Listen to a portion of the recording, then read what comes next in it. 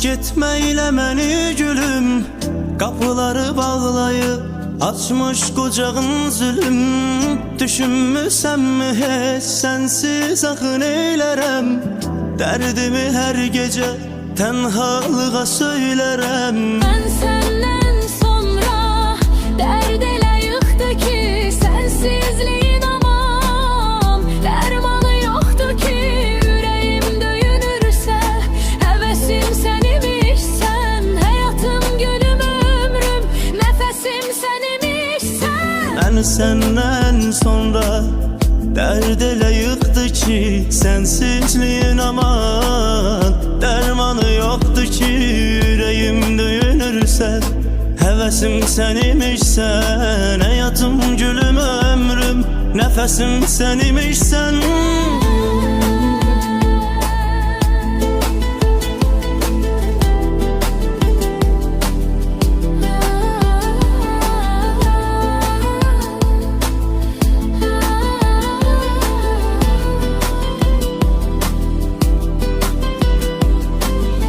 Bilirmi sen atıp getmeyle məni gülüm, kapıları bağlayıp açmış kucağın zulüm. Düşünmüsənmi heç sensiz axı neylərəm?